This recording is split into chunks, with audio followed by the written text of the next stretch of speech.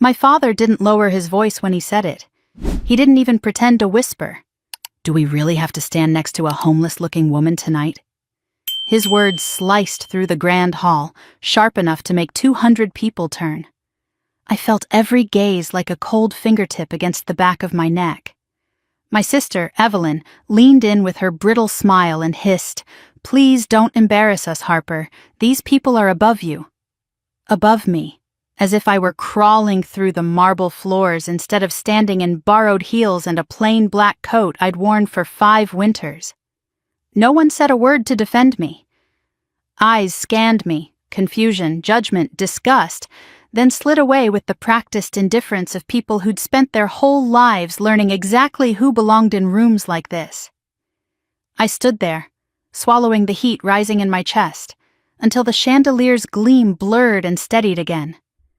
I should have walked out. I should have turned my back and spared myself the humiliation. But I stayed. I stayed because some wounds demand witnesses. And because none of them, not my father, not my sister, not the 100 polished ghosts drifting across that ballroom, knew the truth. I wasn't homeless. I wasn't helpless. And before that night ended, they would learn exactly who I had become.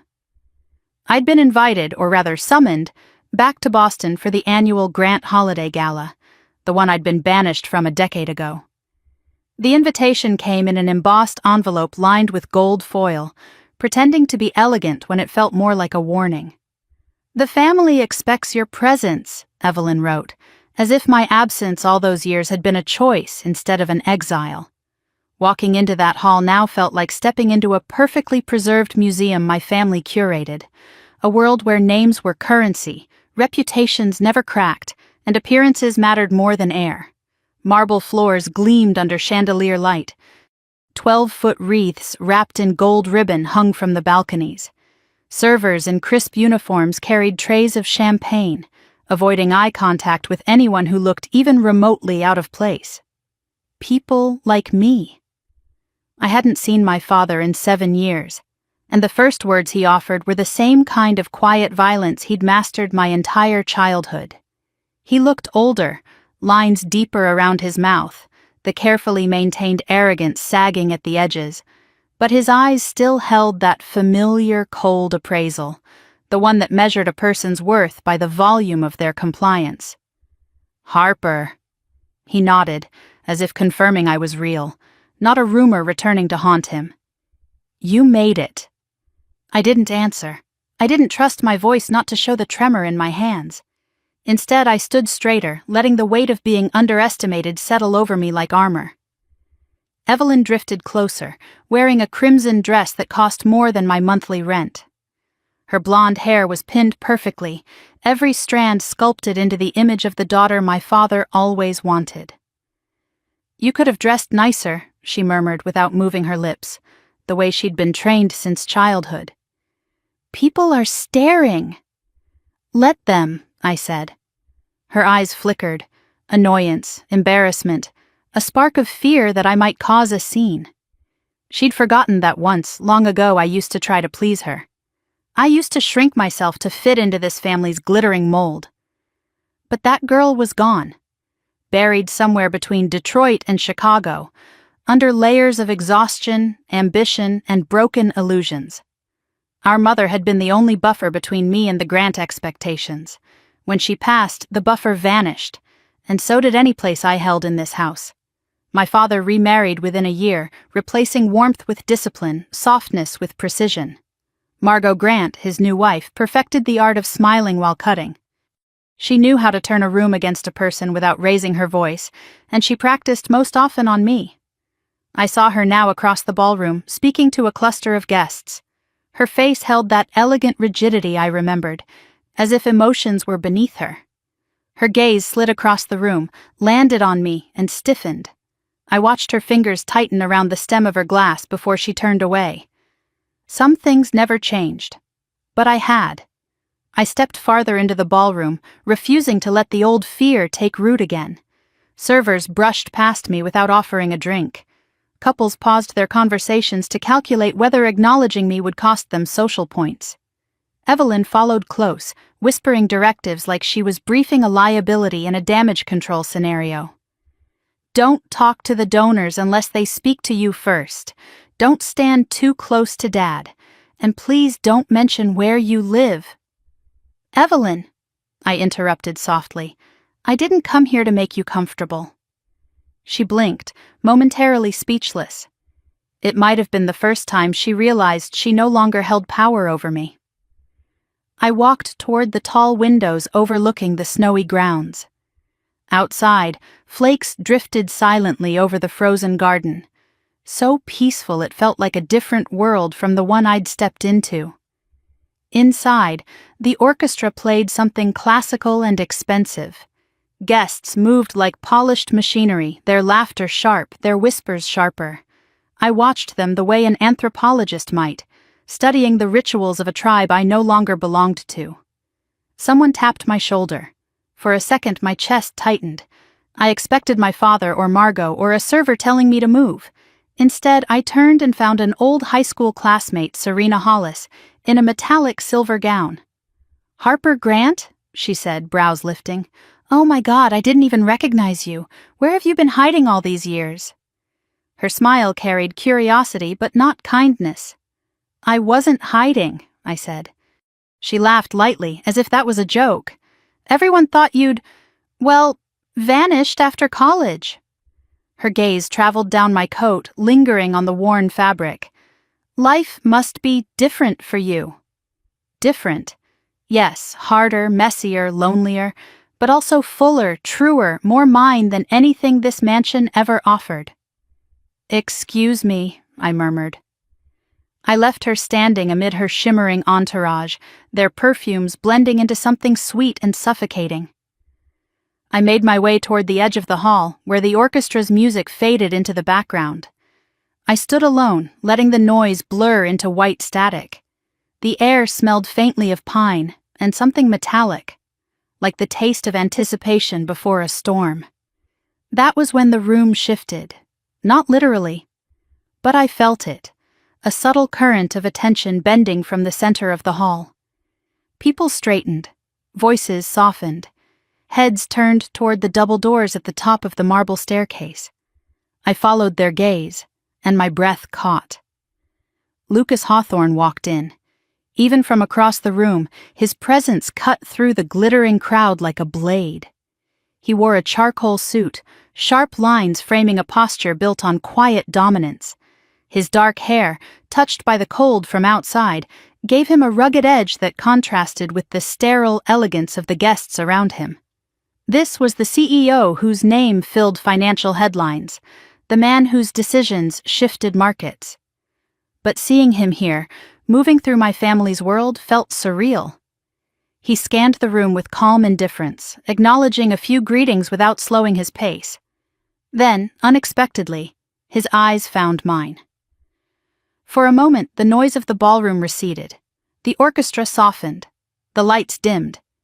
The only thing I could hear was my heartbeat pressing against my ribs. Lucas started walking toward me. With every step he took, conversations halted, people parted. It was as if the room had been holding its breath, waiting for the reason a man like him had entered this palace of pretense. I felt Evelyn appear at my side. "Why is he?" she whispered, voice trembling. "Is he looking at you?" She sounded terrified.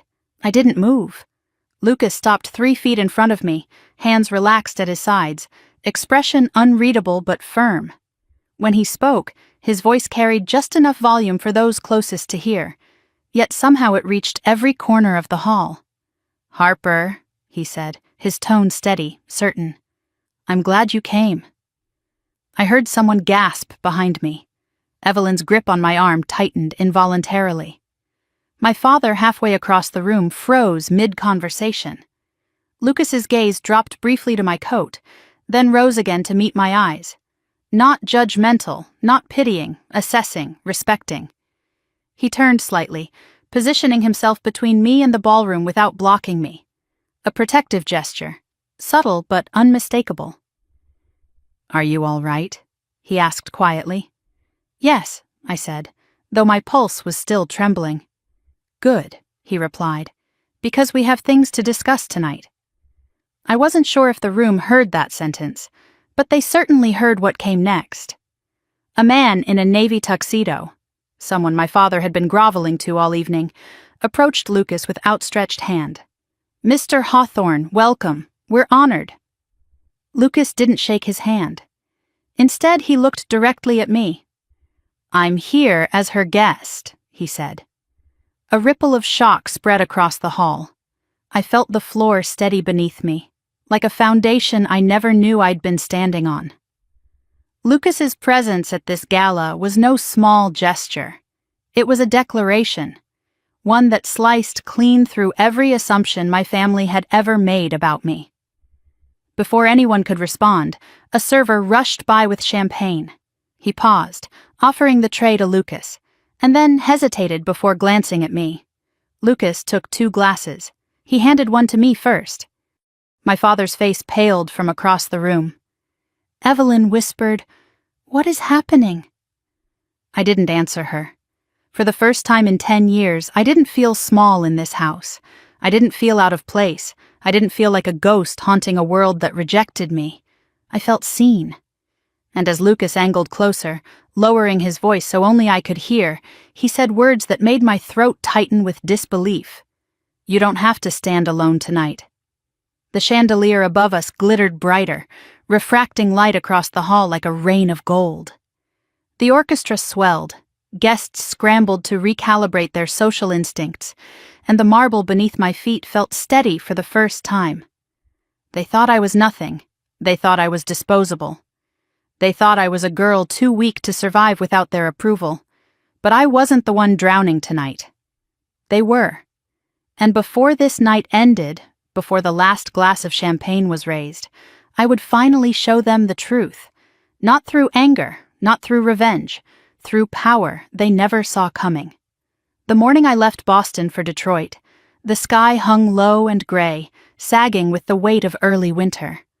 I stood at the bus terminal with a duffel bag that wasn't fully zipped and a bank account that wouldn't survive a single emergency. People brushed past me in hurried lines, dragging suitcases, clutching coffees, wrapped in heavy coats that actually blocked the wind. I had none of those luxuries, just a second-hand jacket, a stubborn sense of pride, and the echo of my father's last words still burning in my chest. "You'll fail out there, Harper. Some people aren't built to make it on their own." The bus hissed, the doors squealed open, and I climbed aboard. I didn't look back. Detroit greeted me with cold the moment I stepped off the bus, a sharp, biting cold that stung my fingers and settled into my bones. The station smelled like gasoline and old pretzels. A man shouted at someone on the phone. A woman cradled a baby wrapped in a worn blanket. No marble floors, no polite smiles, no chandeliers. Just real life, loud and unfiltered. The kind of life Boston had always pretended didn't exist. I hauled my bag over my shoulder and walked the 5 blocks to the building that was supposed to be my new home. Home, as it turned out, was a stretch. The hallway leading to my room was dim, lined with flickering lights and peeling paint. My room was a square barely large enough to fit the mattress pushed against the wall. The window whistled when the wind blew. The radiator clanked like it was choking on its own rust. When the landlord handed me the key, he gave me a once-over and said, "Girls who come here alone don't usually last long." I didn't answer. I was too tired to argue. That first night, lying under a thrift store blanket that smelled like someone else's detergent, I stared at the cracked ceiling and wondered if my father was right. Maybe I wasn't built for this. Maybe I should have stayed, swallowed my pride, let myself shrink until I fit into the tight corners of his expectations. But then I remembered the look in his eyes as he dismissed me, the boredom, the irritation, the belief that I was a burden. And I knew I'd rather freeze in a room like this than spend another day starving for scraps of his approval. The next morning I started job hunting. Detroit wasn't welcoming, but it was honest. Employers didn't pretend to care about my last name. They didn't care about the Grant family legacy. They didn't care who my father played golf with or who my sister's friends were. They cared about numbers, skills, output. That was something I could give. The first job I applied for was at a small financial data startup wedged between a pawn shop and a pizza place. The sign outside was crooked, half the bulbs were out. It looked like a business that could collapse at any minute. Inside, a man named Chris interviewed me while eating beef jerky. He skimmed my flimsy resume with a skeptical grunt. "You only have college experience," he said. "Can you handle pressure?" I wanted to laugh. Pressure was growing up in a house where silence was punishment and success was mandatory. Pressure was listening to Margot list all the ways I failed at being a Grant. Pressure was being told at 18 that the only job I was suited for was supporting my sister. "Yes," I said. "I can handle it." He shrugged. "Fine, show up Monday." That was it. No long speeches, no patronizing warnings, no thinly veiled insults wrapped in polite smiles. Just a chance. The office was small, the kind where everyone sat elbow to elbow and could hear every stomach growl after noon. On my first day, no one bothered to learn my name. Someone pointed vaguely at an empty desk near the back. "That's yours." I sat down, powered up the computer, and started reading through the reports assigned to me. By noon, I found a glaring mismatch in the budget sheets. By 2, I found a second. By 4, I uncovered an entire misallocated expense chain no one had noticed. When I brought it to Chris, he blinked at me, confused. "How'd you catch that?" "It didn't add up," I said. He snorted. "Most people don't look that close." I shrugged. "I'm not most people." I expected praise. Maybe a good job. Something. Instead, he handed the papers to another analyst and walked away. That was my first taste of the Detroit version of injustice. In Boston, injustice was sophisticated. It hid behind good manners and practiced smiles. In Detroit, it wore sweatshirts and had coffee stains on its spreadsheets. No one stole credit because they wanted prestige. They stole it because they could. A week later, a coworker named Evan swaggered up to my desk. He was the kind of person who believed confidence could replace competence. "Hey," he said, leaning against my chair. "Heard you like cleaning up messy files. You want to help me with one?" He meant do the work he didn't want to do.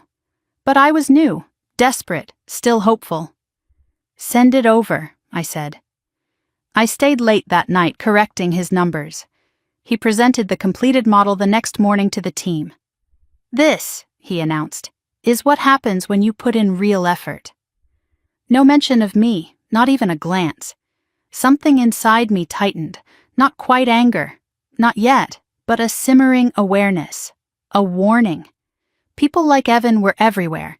They thrived when others stayed quiet. I wasn't quiet forever. The one person who noticed me was Sheila Ramos, the CFO. She was sharp, efficient, and had a way of looking at a room as though she already knew where every weakness lived. On a Tuesday afternoon, she stopped at my desk and tapped a file. "You spotted a vendor misclassification last week," she said. "How?" "It didn't match the pattern," I replied. Her eyes sharpened. "Show me." I walked her through the discrepancies. She watched my hands move across the spreadsheet with surprising intensity.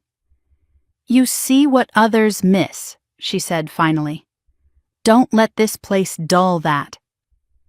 Her words were simple, but they struck something deep. For the first time in a long time, someone wasn't telling me to shrink. Someone wasn't telling me to stay quiet. Someone wasn't trying to mold me into a reflection of my sister. Someone saw me. Later that week, Sheila handed me a confidential internal report. "Read this closely. Don't react yet," she instructed. "There's a bigger problem under the numbers." I read it that night in my tiny room, the radiator hissing angrily behind me. She was right. The inconsistencies weren't just sloppy accounting. They were strategic. Someone was burying liabilities inside shell categories, hoping no one would dig deep enough to expose them. Detroit wasn't just chaotic. It was corrupt in small, unpolished ways. I didn't sleep well. My brain kept replaying the implication. Someone wanted to hide the truth. Evan proved it the next morning. When a senior client report went bad, he pointed at me before I even walked into the conference room. "Harper made the changes last. Must have been her. I stared at him, stunned. I had never touched that file. My face burned as the team glanced at me, some curious, some disinterested, some clearly eager to let someone else take the blame. I opened my mouth to defend myself, but Sheila stepped in. "Enough," she said, her voice slicing through the tension. "I reviewed the file last night. The mistakes weren't hers." Evan flushed, mumbling an excuse before retreating. That was the moment I realized how fragile corporate loyalty was, how power shifted not with truth, but with who spoke loudest. And I was so damn tired of being quiet. But living like this, barely scraping by, constantly proving myself, feeling my lungs tighten each time I walked into work, wondering who would try to pin their failures on me, started to wear me down. The cold seeped into my bones. The isolation weighed on me at night. Detroit had sharpened me, but sharpening hurts. When the landlord told me my rent was going up, because winter's coming and heat costs money, I closed my eyes and inhaled slowly. My Detroit chapter was reaching its limit. One evening, Sheila stopped by my desk while slipping on her coat. "You're too good for this place," she said quietly. "Chicago's where the real work is. Their firms will eat you alive, but they'll pay you for it." "Chicago?" I repeated. She nodded. "A friend owes me a favor. I can get your resume on the right desk." I didn't say yes right away. Instead, I walked home through the bitter wind, my duffel bag digging into my shoulder, my toes numb through my boots. I reached my room, unlocked the door, and sat on the edge of the mattress staring at the wall. I wasn't afraid of hard work. I wasn't afraid of pressure. I wasn't even afraid of failure. I was afraid of becoming the version of myself my father expected. Quiet, obedient, forgettable. Chicago wasn't just a city. It was an escape hatch. And maybe the next test. That night, as I packed my bag, a slip of paper fell from the inside pocket of my worn coat. It was old, creased at the edges. I didn't remember putting it there. It was my mother's handwriting. "Don't let anyone decide your worth." My throat tightened. My fingers trembled as I folded the paper back into my palm. That message, her message, felt like a hand reaching across the years, steadying me. Detroit had carved me into something leaner, sharper, harder. But Chicago would forge me. I zipped my bag, stood up, and glanced at the window. Snow was falling gently over the city that had both bruised and taught me. By dawn, I was on a bus headed west. As the skyline faded behind me, I leaned my forehead against the cold glass and whispered to myself, "I'm not done falling yet, but I'm finally learning how to rise." The train slid into Chicago under a ceiling of gray clouds, the kind that looked heavy enough to crush the skyline. I stepped onto the platform with the same worn duffel, the same too-thin coat, and a heart caught somewhere between fear and a stubborn, reckless hope. Detroit had shaped me. But Chicago felt like a test I might not survive. The air bit at my cheeks as I walked out of the station, pulling my coat tighter. Taxis honked. People moved fast, purposeful, like everyone had somewhere important to be. I didn't. Not yet. I found a room to rent in a walk-up on the south side. Peeling wallpaper, creaky floors, and a landlord who only spoke through the crack of his barely opened door. The bathroom down the hall smelled like bleach and old pipes. My window overlooked a brick wall so close I could almost touch it. But it was mine. And that was enough. My first interview came the next day.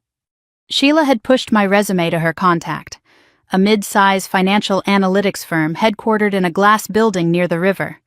I spent the night ironing my single professional outfit, black slacks, a button-down shirt, and a blazer that didn't quite fit my shoulders. When I walked into the lobby, the receptionist looked at me like she was trying to place whether I belonged. I ignored the flicker of judgment and forced my voice steady as I said my name. They escorted me to a conference room with a long table and 2 bright lights. I sat alone for 5 minutes, staring at the city below, reminding myself that I had already survived worse than rejection. The door opened. The woman who walked in looked like she'd been forged out of steel and discipline. Her gray hair was pulled back tightly, her suit tailored, her eyes sharp enough to cut. She introduced herself as Elaine Carver, Senior Managing Director. She sat, didn't smile. "Your resume," she said, sliding the paper across the table, "is unusual." That could have meant anything. Unusual good, unusual bad. I didn't flinch. "Unusual how?" "High performance in small firms," she replied. "A lot of grunt work, a lot of cleaning other people's messes." "That's accurate," I said. She leaned back. "And now you're applying for a mid-level analyst position that requires precision, endurance, and confidence." "I have all three." She steepled her fingers. "You don't look like someone who's been groomed for this." "No one groomed me for survival either," I said quietly, "but I learned anyway." A flicker, barely visible, moved across her expression. Interest, maybe respect, hard to tell. She opened a folder and slid a stack of documents toward me. Spreadsheets, projections, a tangled mess of financial modeling errors. "Fix these," she said. "You have 20 minutes. I didn't hesitate. I spread the papers across the table, grabbed a pen, and began to work. My pulse steadied as the numbers flowed into place. Patterns emerged. Inconsistencies shone under the fluorescent light like weak spots in armor. When time was up, I slid the papers back to her. She skimmed the first page, then the second. Then she set the pen down with a soft click. "I've never seen anyone catch that particular error," Elaine said. "Even my senior analysts miss it." "Because they assume the data is right," I said. "I don't assume anything." She closed the folder. "You start Monday." I walked out of that building, lighter than I had in months. Not happy, not triumphant, but anchored. Like I had placed one foot on firmer ground. My first day at Carver Analytics hit me like a storm. The office buzzed with relentless energy. Phones ringing, printers humming, analysts rushing between departments with stacks of files. I was assigned a desk near the window, though the view was mostly of another skyscraper's concrete side. My team consisted of 5 analysts, all of whom eyed me with thinly veiled skepticism. The newest hire was always a threat, a potential competitor, or a future scapegoat. By noon, I'd already learned their dynamics. Ryan, the smirking golden boy with perfect hair, liked to explain things I already understood. Chelsea, sharp as a needle, watched everyone with hawk-like calculation. Derek, quiet, tired, probably one bad week away from quitting, kept his head down. And Maya, the only one who smiled genuinely, seemed exhausted in a way that told me she had too much talent and not enough power. None of them wanted the newcomer to disrupt the hierarchy. Too bad. My first assignment was a small client audit, something meant to test my competence without risking much. But the deeper I dug, the more uneasy I became. The vendor payments didn't align. The expense classifications shifted with no explanation. The projections seemed artificially inflated. I stared at the numbers until the answer clicked into place. Someone had manipulated the data. On my second week, I took my findings to Elaine. She listened silently as I outlined the discrepancies. When I finished, she tapped her finger on the desk. "Which analyst handled this before you?" "Ryan," I said. She inhaled slowly. "Of course." My shoulders stiffened. Was I supposed to ignore this? "No," she said. "You were supposed to find it, and you did." Her gaze held mine. "But be careful, Harper. Exposing incompetence makes enemies." "I've had those my whole life," I said. "I'm not afraid of more." "Good," she murmured. "You'll need that." The fallout began the next day. Ryan cornered me in the hallway. "You trying to make me look bad?" "You did that yourself," I replied. He stepped closer, voice sharpening. "Listen carefully. People like you don't last long here. You're temporary, you're replaceable." "So are you," I said, walking away. I felt his glare burn into my back. That night, I stayed late at my desk, finishing a weekly report. The office emptied until it was just me, the hum of fluorescent lights, and the city's glow spilling in through the window. I didn't hear the footsteps until someone spoke behind me. You're making noise. It was Maya, clutching a mug of tea. I blinked. Noise? She pointed to the spreadsheet glowing on my monitor. Word travels fast. Ah, I murmured. That kind of noise. She sat on the edge of my desk. Just be ready. Ryan can't stand the thought of someone outperforming him, especially a woman he can't talk down to. I'm not here to compete with him, I said. Her smile was faint. That's what scares him. Over the next month, I took on more assignments, more late nights, more messy files no one else wanted. I didn't complain, not because I enjoyed being buried alive, but because I knew the truth. If I didn't take the work, someone else would weaponize it against me. My reputation grew in small, quiet ways. When someone needed an analysis double-checked, they came to me. When something didn't add up, they whispered my name. I wasn't visible, but I was essential, the kind of worker companies rely on without ever acknowledging. I recognized the pattern. Detroit had taught me the blueprint. Chicago perfected it. One night, I was reviewing a complex acquisition project when I found a pattern that didn't belong. It wasn't an obvious mistake.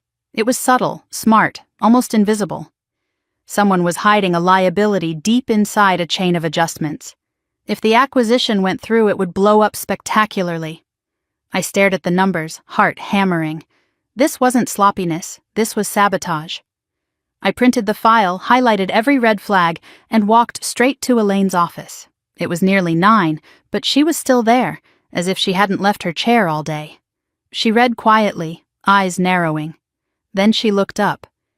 This discovery, she said slowly, could prevent a disaster. Or expose someone powerful, I replied. Her gaze sharpened. You understand the risk? I do. And you're bringing it to me anyway? I nodded. Because it's the truth. She closed the folder, fingers tapping the cover. Go home, sleep. Tomorrow will be interesting. It was. By noon the next day, the partner who managed the acquisition, Ralph Morrison, was escorted out of the building. No dramatic scene, no shouting, just a firm, undeniable end. Rumors spread like wildfire. Someone had caught his manipulation. Someone had dismantled a scheme that could have cost the firm millions. Someone no one saw coming. Ryan glared at me the rest of the day. Chelsea stared like she was recalibrating her understanding of who I was. Maya squeezed my arm and whispered, "Good." But the person whose reaction mattered most was Elaine. At 5:30, she called me into her glass-walled office. The door shut behind me with a quiet click. You did more than find an error, she said. You protected this firm. I swallowed slowly. I only followed the data. A lot of people see the data, she said. You understood what it meant. Her expression softened. Not warmth exactly, but something close. Harper, she said, leaning back. Have you ever considered that your ability isn't just analytical? It's instinct, pattern recognition, people recognition. I learned that from necessity. I know, she replied, and necessity builds sharper instincts than privilege ever will. Her words sat heavily in the room. Then she slid an envelope across the desk. What's this? I asked. A ticket to a private investment roundtable next Friday, in Oakwood Tower. My breath caught. Oakwood Tower wasn't just any building. It was a place where major investors, real power, made decisions the public never saw. Why me? I asked. Because you need to meet people who will shape your future, she said, and because someone there asked to see you. Who? She smiled faintly. A name you'll recognize soon enough. I left her office with the envelope clutched in my hand, adrenaline buzzing under my skin. The city lights outside glimmered through the cold glass, shimmering like a map of possibilities. The world was shifting under my feet. And for once it was shifting toward me, not away. That night, lying in my narrow bed with the envelope resting on my chest, I realized something. My father had tried to clip my wings by throwing me out. But exile hadn't weakened me, it had forged me, and Chicago was only the beginning. I didn't know what to expect when Friday night arrived. The envelope Elaine had given me felt heavier than paper should, as if the weight of my future had been stitched into its seams. I stared at it all week, on my desk beside my coffee mug, folded into the inside pocket of my coat, wondering what waited on the other side of that invitation. By the time I stood in front of Oakwood Tower, my breath clouding in the sharp Chicago air, I still didn't know. The building gleamed against the night sky, 40 stories of glass and steel, lit from within like a beacon calling only the chosen. Men in tailored suits and women in dresses worth more than a car swept through the revolving doors without hesitation. I hesitated. I pulled my coat tighter, acutely aware that it was one shade too faded, one winter too worn. A part of me whispered that I didn't belong here. A larger part whispered back that I'd earned this. Inside, marble floors reflected warm golden light. A concierge directed me toward a private elevator reserved for tonight's event. I stepped in, the doors closing with a soft sigh. As the elevator rose, my pulse climbed with it. When the doors opened, I found myself in a high-ceilinged reception room overlooking the glittering river. A bar lined one wall, while small clusters of people murmured over glasses of dark liquor and thin-stemmed wine. No name tags, no signs. Just power congregating quietly, choosing who to acknowledge and who to ignore. I stayed near the edge of the room, studying the crowd. I recognized a real estate mogul whose face appeared on magazine covers, a senator whose voice I'd heard in congressional hearings, and a CEO whose company's stock price could sway the market with a single earnings call. This wasn't a networking event. This was a gate, a test. Choices made here wouldn't appear on any record, but they would determine futures for years. I hadn't been here 5 minutes when a familiar voice slid into my ear. "You look like you're casing the room." I turned sharply. Maya stood beside me, wearing a navy dress that transformed her usual exhaustion into something luminous. Her smile was small but real. "I didn't know you'd be here," I breathed. "I wasn't invited," she said. "Elaine needed someone she trusts to help with logistics. So, volunteer staff badge and I'm in." Her eyes sparkled mischievously as she looked around. "Honestly, I wanted to see this mythical gathering for myself." I exhaled, relieved to have a friendly face. "You'll be fine," she said, squeezing my wrist. "Just don't let anyone intimidate you. Half these people are dangerous only because everyone else tells them they are." She slipped away before I could respond, leaving me feeling both steadier and more uncertain. I scanned the room again, trying to guess which person had asked to see me. And then I saw him. Standing near the tall windows, one hand in his pocket, speaking quietly to a woman twice his age, was the man whose name I knew long before I'd ever thought our paths could cross. Lucas Hawthorne. He didn't look powerful in a loud way, not like my father, who wore arrogance like a cologne. Lucas carried himself differently, quietly, precisely, with an economy of movement that suggested nothing he did was accidental. His dark hair was swept neatly back. His suit was midnight black and tailored so well it looked like a second skin. His posture was relaxed, but something in the line of his shoulders told me he noticed everything. The woman beside him laughed softly. Lucas smiled, a small, controlled motion, and the room shifted its attention subtly, as though compassing toward him. I knew of him, of course. Anyone in finance did. He was the man who turned collapsing companies into miracles, who negotiated mergers so quietly and efficiently that people wondered if he could read minds. He was the man whose signature on a check could resurrect a dying market. I swallowed. What was a man like that doing here with my name in his head? As I watched him, his gaze drifted lazily, and then landed on me. It wasn't the polite glance of acknowledging a stranger, it was recognition. My pulse jumped. He excused himself from the conversation with the woman, nodding once, then walked toward me with an unhurried confidence that made me feel pinned in place. I held my breath without meaning to. He stopped a comfortable distance in front of me. Miss Grant, he said, his voice low and even. I was hoping you'd come. My throat tightened. How did you— Elaine Carver speaks very selectively, he said. When she gives someone her attention, I pay attention. I was suddenly aware of how small my coat looked, how ordinary my shoes were, how unpolished the edges of my life still felt. But he didn't examine me the way Boston would have. He didn't look at my clothes.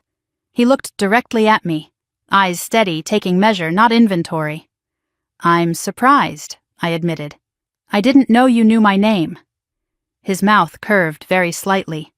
Names matter less to me than the work behind them, and your work has made its way to people who matter. The heat rose in my chest. I forced myself not to look away.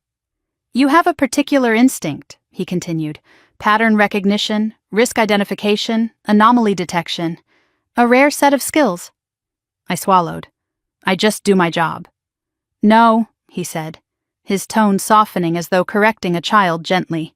You do what most people can't, or won't. He gestured toward the balcony doors. Walk with me. I hesitated, but he waited calmly for me to decide, giving me the dignity of choice. It struck me as odd how someone so powerful could be so patient. I nodded. We stepped onto the balcony overlooking the river. The wind was colder here, but the view was breathtaking. Chicago's lights flickered across the water, reflections warping with the current. He rested his hands on the railing. Do you know why these round tables exist? To connect investors? To evaluate people, he corrected. Quietly, precisely, intentionally. The world doesn't rise on money. It rises on judgment. He glanced at me. And judgment is what you're exceptionally good at. I blinked. I wasn't aware anyone noticed. People notice the wrong things all the time, he said. Your coworkers saw a threat. Your father saw a disappointment. I see leverage, capability, vision. His words slid under my ribs like heat. I forced myself to breathe. I haven't done anything significant yet. You prevented a catastrophic acquisition last month. I stared at him. How do you know about that? He didn't answer immediately. Instead, he studied the river as the wind caught his hair. Because, he said finally, the man who orchestrated that acquisition has been trying to hide similar liabilities for years. Your discovery exposed more than you realize. My stomach tightened. I wasn't trying to cause damage. You didn't, he said. You revealed truth. What others do with truth is their choice. The door behind us opened. Elaine stepped outside. Lucas, she said in greeting, then turned to me. Everything all right? He nodded. We're fine. She looked at me for a beat longer than necessary, as if assessing whether I was overwhelmed. I straightened. Elaine turned to him. Your presence tonight is causing quite a disturbance. It usually does, he replied mildly. And yet you came, she said. He didn't glance at me, but something in the air shifted, an acknowledgement hovering between them. For her, he said simply. My breath caught. Elaine hid her reaction well, but she looked at me with a flicker of new understanding. I see, she murmured. She left us alone again. I gripped the railing to steady myself. Why me? For now, he said. Let's call it curiosity. Curiosity, I repeated. And potential, he added. You're standing at the edge of something bigger than you know. I'm offering you insight, guidance, and when you're ready, opportunity. I don't know if I hesitated. The right person for that. He turned fully to face me. The wind pulled at his jacket, but he stood steady, rooted, immovable. You doubt yourself because others taught you to, he said. Not because you lack reason to trust your own instincts. The truth of that hit somewhere old and raw. He looked at me for a long moment, as though waiting for me to absorb it. From inside, the muffled sound of renewed conversation drifted across the balcony. Music swelled, glasses clinked, the city hummed below us. I'm leaving soon, he said. But you should stay, observe, learn who in that room speaks value and who only speaks noise. He slid a sleek business card from his pocket and set it gently on the railing beside my hand. "When you reach the stage where you're ready to build something bigger than Carver Analytics can contain," he said, "call me." The card gleamed in the city light. No title, no office address. Just his name and a single number. I stared at it, then at him. Then he nodded once, turned, and walked back inside without looking back. I stood on the balcony long after he disappeared into the crowd. The cold seeped through my jacket, but I barely felt it. Because for the first time, not just in Chicago, but in my entire life, I didn't feel like I was surviving. I felt like I was being seen. I felt like I was being chosen. And that terrified me far more than failure ever had. When I finally walked back inside, the room had changed. Not visibly, but in the way people looked at me. Not directly, not obviously, but enough that I felt it. A shift in attention, a shift in possibility, a shift in me. As I moved through the room, Maya intercepted me with wide eyes.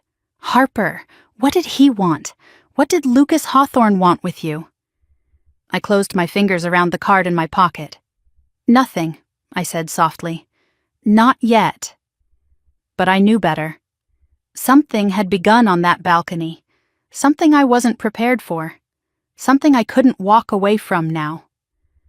The city glittered below, as if waiting for me to choose my direction. And for the first time in years, I didn't feel small. I felt inevitable. The morning after the Oakwood Tower event, Chicago felt different. Not warmer, not friendlier, but sharper, as if the city itself had drawn a line and was waiting to see whether I'd step across it. I woke before sunrise, sitting upright in my narrow bed with Lucas's card still resting on the nightstand. The single line of embossed text gleamed faintly in the early light. It might as well have been a detonator. I didn't touch it. I didn't trust myself to. Instead, I forced myself into routine. Coffee brewed in the tiny machine that sputtered angrily, a lukewarm shower that never fully heated, and a walk to the train through air that cut like glass. But my mind wasn't with me. It was back on that balcony, replaying the calm certainty in Lucas's voice, the effortless confidence with which he'd said he'd been waiting for me. I didn't believe in fate, but something dangerous had begun, and I could feel it in my bones. At the office, things were strange. When I walked in, the usual morning chatter dipped. Ryan stopped mid-sentence. Chelsea tracked me from over her coffee cup. Even Derek looked up from his computer, an event rare enough to mark on a calendar. "What?" I said, lowering myself into my chair. Chelsea set her cup down slowly. "Elaine wants to see you." My stomach tightened. "Now?" "She's been waiting since 8. I glanced at the clock. 8:05. Great. When I stepped into her office, she didn't motion for me to sit. She stood near the windows with her arms crossed, staring down at the river as if she needed its movement to steady her thoughts. "Close the door." The click behind me sounded like a seal locking. She turned. "I assume you know why you're here." "No," I said honestly. Elaine lifted a brow. "Not even a guess?" "I'm sure you'll tell me." She studied me for a moment, deciding whether to skin me alive or hand me a promotion. Her expression didn't give me any clues. "Last night," she said finally, "your presence caused a reaction." I blinked. "What do you mean?" "You didn't just attend the event, Harper. You disrupted it." "I didn't say anything. I didn't do anything." "You breathed," she snapped. "And apparently that was enough." My jaw clenched. "I don't understand." She exhaled, pinching the bridge of her nose. "You spoke with Lucas Hawthorne." "That wasn't my choice," I said quickly. "He approached me." "That's worse." The words landed like a weight dropped on my chest. Elaine paced once, then stopped. "Do you know how many CEOs he speaks to in a year?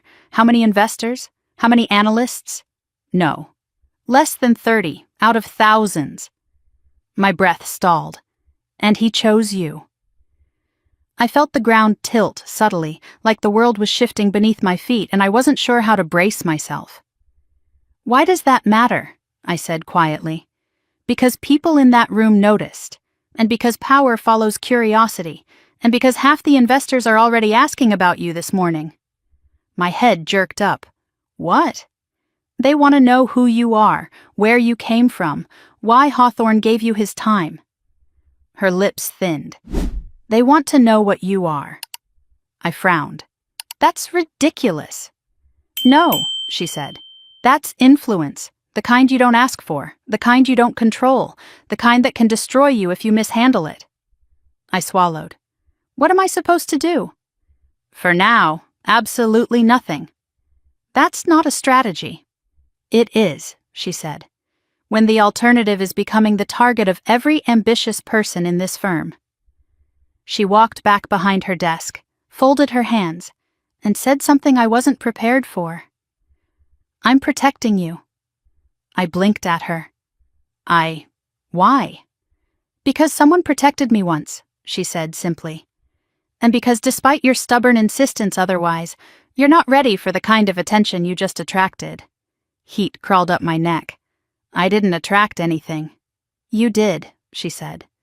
By being good, by being sharp, by being the kind of analyst who sees what others ignore. Her eyes pinned me to the carpet. And by having a story people don't know how to categorize. My heart thudded. What story? She nodded once. Exactly. No one knows. No one can place you. And that is dangerous. I didn't respond. Couldn't respond. She sat back. For the next few weeks, you stay quiet. You don't mention Hawthorne. You don't mention last night. And you certainly don't use that card. My pulse kicked painfully. I wasn't planning to.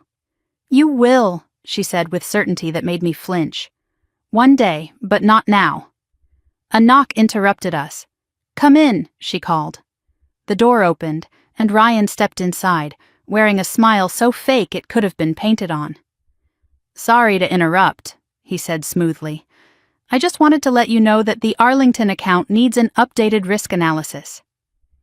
Elaine stared at him. And why are you telling me this? He clasped his hands. Because I'd like Harper to handle it. My stomach dropped. Ryan never gave anything away without a trap hidden inside it. Elaine didn't blink. Harper has other assignments. Of course, he said, feigning disappointment. I just thought she could use the visibility. Elaine's tone turned acidic. She doesn't need your help with visibility. The corner of his mouth twitched. I thought I'd offer. Elaine dismissed him with a flick of her hand. When the door shut, she turned to me. He's going to test you, she warned. He thinks you're rising too fast. He'll try to pull you apart piece by piece. I nodded, jaw tightening. I've dealt with men like him my entire life. You dealt with them, she said. Now you need to outmaneuver them. She leaned forward. Don't make yourself a bigger target than you already are. I walked out of her office with my heart pounding, feeling the walls shift around me. Because she was right. People had noticed. And not in a way that made me feel safe. The rest of the day passed in a blur. I kept my head down, worked my files, and ignored the lingering stares. At 5, I packed my things and bundled up against the cold. As I stepped outside, snow had begun to fall, soft at first, then heavier, building rapidly across the sidewalks. I pulled out my gloves and felt the edge of the card in my pocket. I didn't take it out, but its presence made my chest tighten. I walked toward the train station, but halfway there, my phone vibrated. Unknown number. I almost ignored it. Then I didn't. Hello? Harper. The voice froze me mid-step. Lucas. I gripped the phone tighter. How did you get this number? Elaine, he said simply. I swallowed. Why are you calling me? To follow up, he said, and to make sure you got home last night. I stared at the falling snow. I'm fine. You don't sound fine. I'm busy, I said, hating the way my voice wavered. You're overwhelmed, he corrected gently. I closed my eyes. Why did you talk to me last night? I asked. Out of everyone there, why me? There was a soft pause. the sound of breath through the line. "Because I know what potential looks like before it fully forms," he said. "And because I don't waste time watching people who won't matter." The wind whipped around me, snow stinging my cheeks. "And I matter?" I whispered. "To yourself, yes," he said. "But one day you'll matter to everyone else, too." I didn't breathe for a moment. Then he said, more quietly, "Be careful with the way people look at you now. They'll pretend curiosity is kindness. It isn't." My throat tightened. "What am I supposed to do?" "For now," he echoed Elaine's words, "nothing."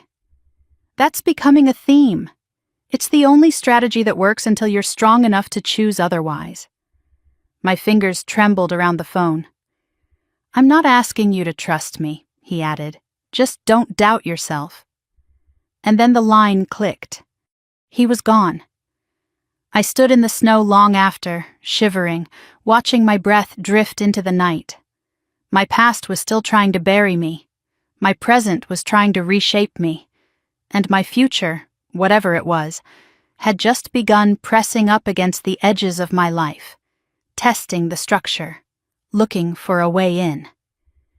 When I finally boarded the train, the windows fogged from heat inside. I pressed my forehead against the glass.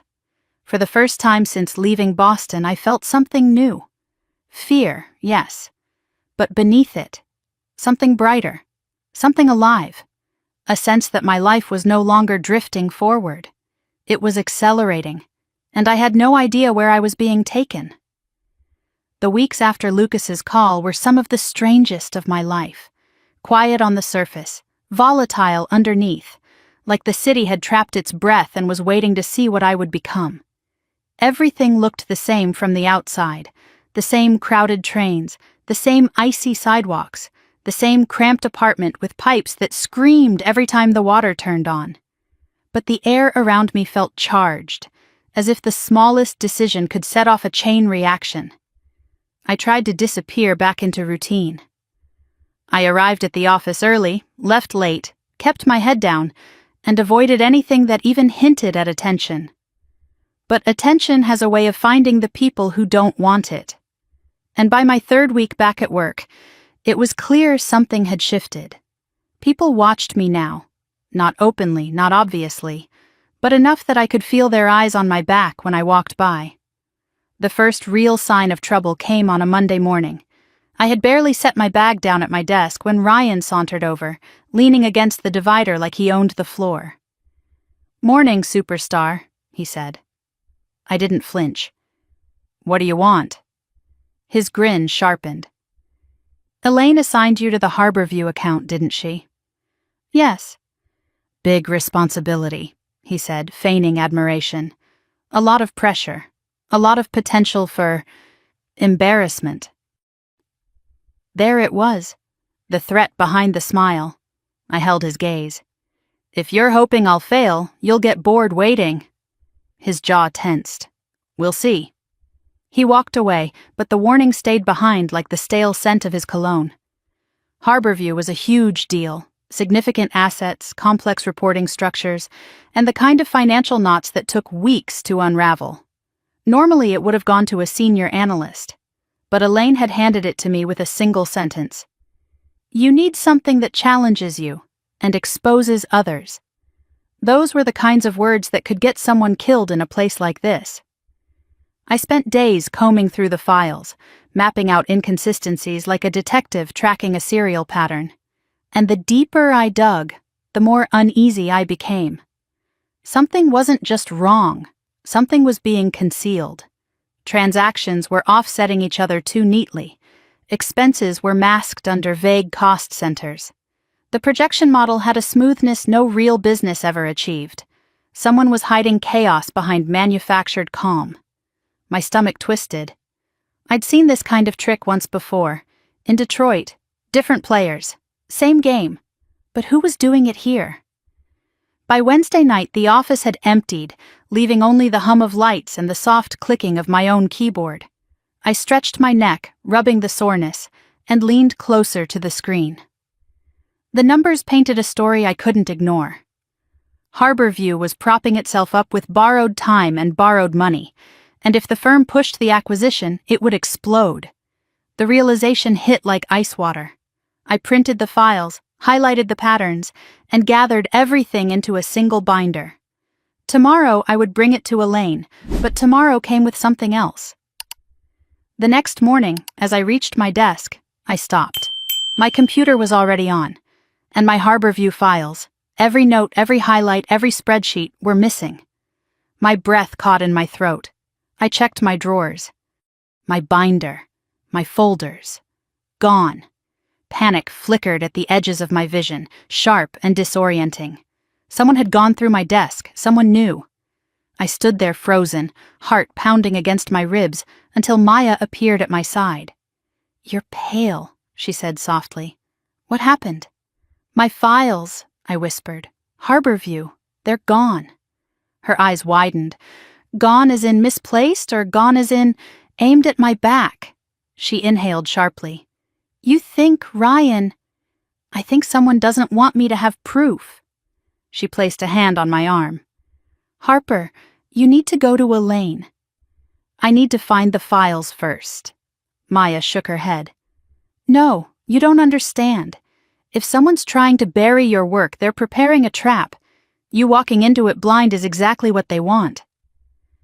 I swallowed hard. "Why me?" "Because you see things you're not supposed to see." Her words echoed Lucas's from that night on the balcony. "People don't fear your skills, Harper. They fear what you see." I forced myself to breathe. Panicking wouldn't help. I needed to think, to stay sharp, to find out where the missing pieces went. An hour later, I was still searching, digitally, manually, mentally, scrubbing through backup folders, system logs, anything that might reveal who'd accessed my files. And that was when Elaine summoned me. "Close the door," she said the moment I stepped inside. I did. My pulse throbbed. She folded her arms.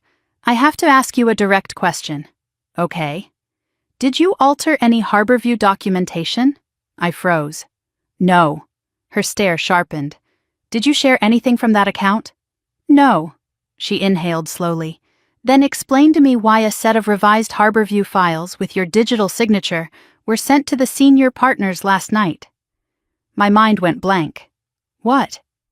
"The revisions claimed Harborview's numbers were stable, that the discrepancies were minor, that the acquisition was safe." "But that's not true," I said, stomach dropping. "I never wrote that." "Someone used your credentials." "I didn't authorize it. I didn't—" She held up a hand. "Stop. I know you didn't." My knees nearly buckled from relief. Elaine walked around her desk until she stood directly in front of me. "You are being targeted," she said. "Someone wants you off that account." "Ryan," I said instantly. She shook her head. "Ryan's a parasite, not a strategist. This is someone with access, someone higher." My mouth went dry. "Why would they go after me?" "Because you're too good. You dug too deep. You found something that wasn't meant to be found." My hands trembled. "What do I do?" "For now, nothing." Again that cursed word. "You stay on Harborview officially," she said. "But you do your real work off the system, on paper, by hand, where no one can touch it." I swallowed. "Okay. And you let me handle whoever is trying to undermine you." I believed her. But fear settled deep in my ribs like cold iron. I returned to my desk and spent the afternoon rebuilding what had been stolen.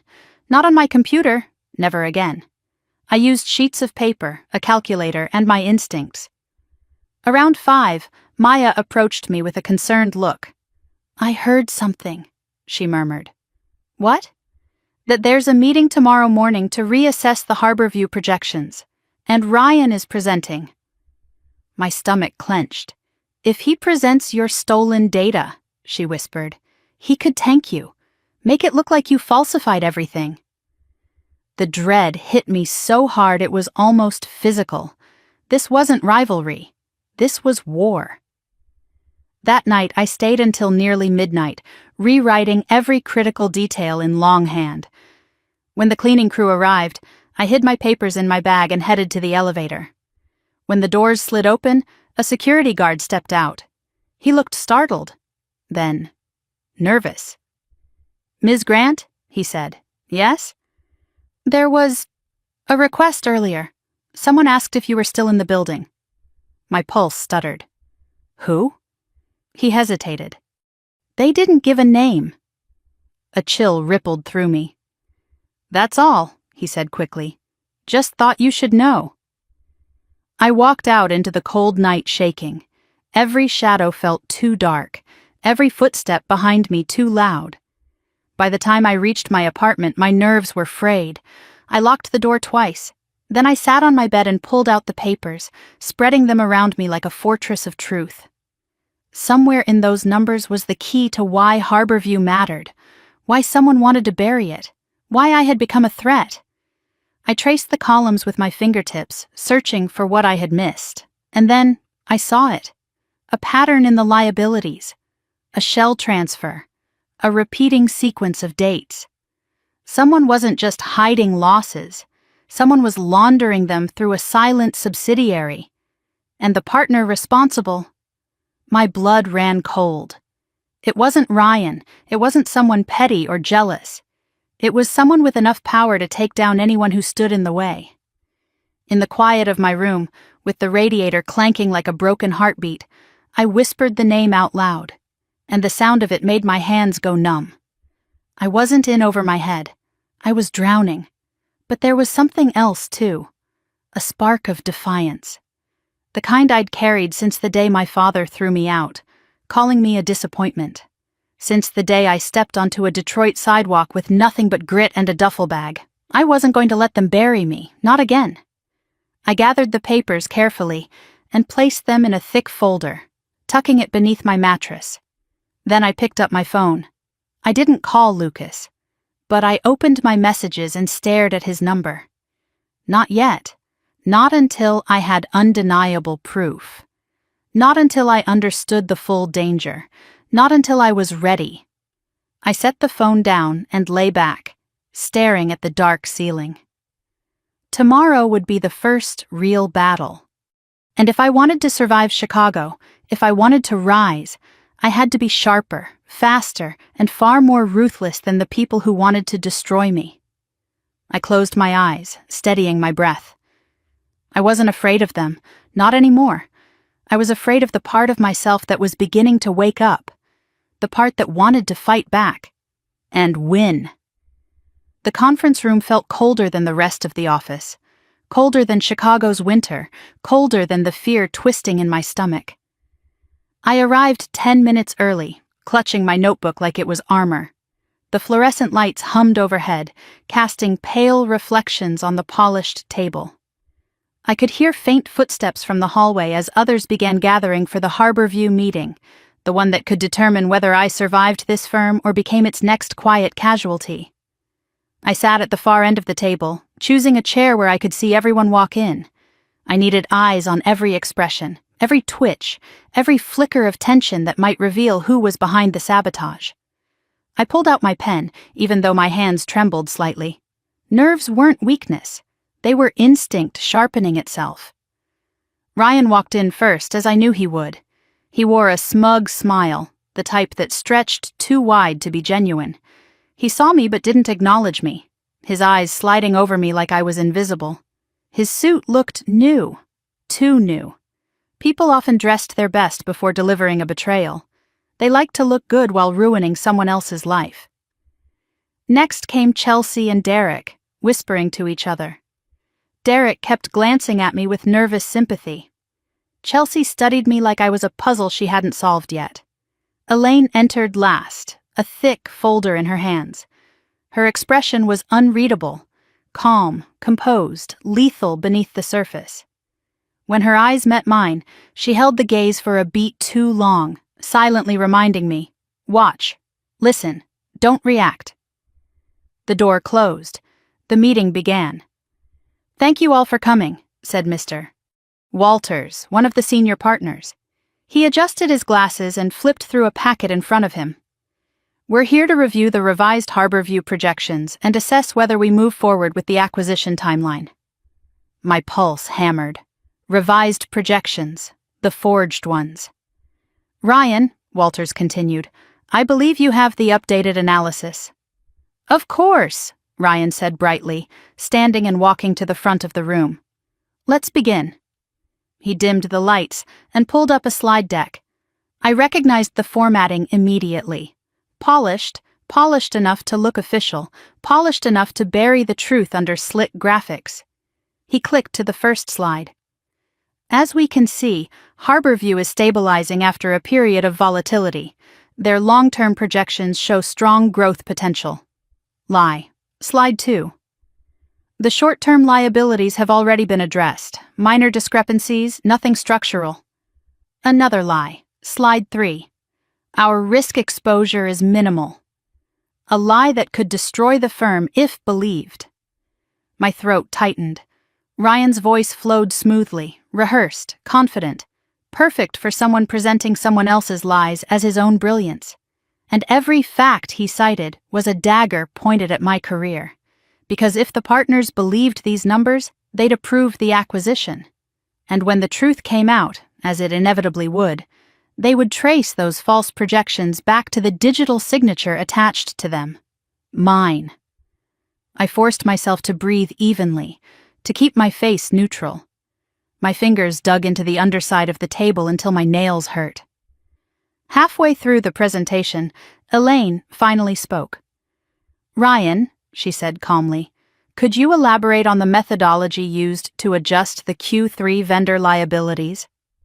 Ryan paused, but only for a heartbeat. Certainly. We reclassified a portion of the liabilities under development costs to better reflect Harborview's internal restructuring. And who recommended that reclassification? She asked. He blinked.